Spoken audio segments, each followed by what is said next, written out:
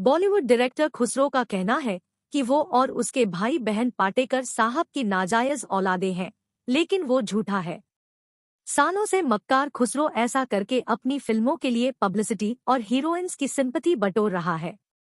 पाटेकर साहब बॉलीवुड के जाने माने प्रोड्यूसर, डायरेक्टर और स्क्रिप्ट राइटर थे और खुसरो उन्हीं का बेटा है। खुसरो की मां नसरीन मुसलमान थी और बाप हिंदू।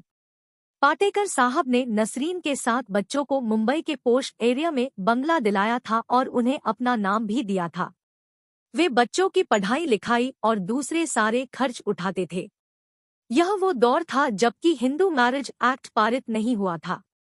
हिंदू मर्द भी लीगली एक से ज्यादा शादियां कर सकते थे। पाटेकर साहब का दूसरा परिवार हेमा के साथ भी था। खुसरो अपनी हीरोइंस और दोस्तों को सॉब स्टोरी सुनाता। कहता कि जैसे मुगल बादशाह शाहजहां ने अपने बेटे खुसरो मिर्जा को मरवा दिया था, वैसे ही पाटेकर साहब भी उसकी हत्या करवा देंगे, क्योंकि खुसरो उन्हीं का दिया नाम है। मक्कार खुसरो ने अपनी फिल्म करियर की शुरुआत पाटेकर साहब के पैसों से ही की थी। इतना ही नहीं, उनकी फिल्मों के लिए स्क्रिप्ट्स भी लिखता। धीरे धीरे खुसरो ने खुद फिल्में डायरेक्ट करना शुरू किया था। पाटेकर साहब की सिफारिश की वजह से उसे कम उम्र में ही अच्छे अच्छे बैनर की फिल्म्स डायरेक्ट करने को मिली थी।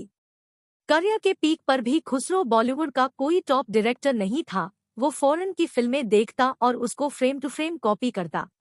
खुसरो की फिल्में ठीक ठाक बिजनेस कर लेती थी, इसलिए किसी को इस बात से एतराज नहीं था। उसकी फिल्में हिंसा और एक्स्ट्रा मैरिटल अफेयर से भरपूर थी। बोल्ड बेडरूम सीन्स की वजह से खुसरो की फिल्में सुर्खियां बटोर लेती। हाँ, म्यूजिक खुसरो की फिल्मों का प्लस पॉइंट जरूर था। खुसरो की कुछ फिल्में सेंसिबल थी, लेकिन वे बॉक्स ऑफिस पर डूब गई थी। सक्सेस मिलने के बाद उसे लगता था कि अब उसे पाटेकर साहब की जरूरत नहीं है। ड्रग्स, शराब, आउटडोर शूट्स पर हीरोइंस के साथ अय्याशी करना, यह सब खुसरो की लाइफ का हिस्सा बन चुके थे। इंडस्ट्री में गॉसिप थी कि 2-3 हीरोइनों के साथ उसके एक्स्ट्रा मैरिटल अफेयर्स भी थे। अपने संबंधों के बारे में खुसरो को समझाने की पाटेकर साहब और नसरीन की सारी कोशिशें नाकाम रही थी। पब्लिक फंक्शंस और मीडिया में खुसरो खुद को हरामी बताता। उसके ऐसे स्टेटमेंट्स प्रेस में उसे और उसकी फिल्मों को अच्छी खासी नेगेटिव पब्लिसिटी दिला देते। खुसरो की अब तक की सबसे बड़ी और चर्चित फिल्म रिलीज होने वाली थी। हिंदू मुस्लिम संबंध, एक्स्ट्रा मैरिटल रिलेशनशिप्स, नाजायज औलाद। खुसरो को लगता था कि जिंदगी ने उसे ये जख्म दिए हैं, इसलिए उसने इन सभी एलिमेंट्स को पिरोकर ये फिल्म बनाई थी। जब नेगेटिव पब्लिसिटी की चाह में खुसरो ने मक्कारी की सारी हदें पार कर दी, तो पाटेकर साहब ने गुजराती मैगजीन में एडवर्टाइजमेंट देकर अपने और नसरीन के संबंधों के लीगल एस्पेक्ट्स को जनता के सामने रखा। दूसरी ओर नसरीन का आखिरी वक्त नजदीक आ गया था। पाटेकर साहब उसके बिस्तर के पास ही बैठे थे और उसके लिए प्रार्थना कर रहे थे। खुसरो की नई फिल्म को क्रिटिक्स ने खूब सराहा। फिल्म को कई अवार्ड्स भी मिले, लेकिन बॉक्स ऑफिस पर यह फिल्म फ्लॉप थी।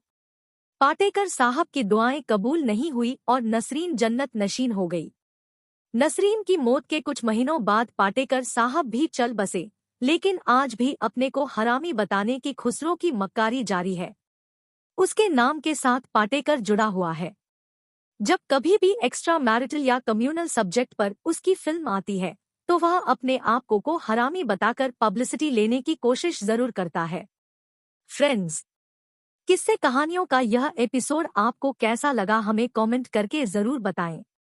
हमारा चैनल है जानते रहो जानते विद AA और साथ में _ भी।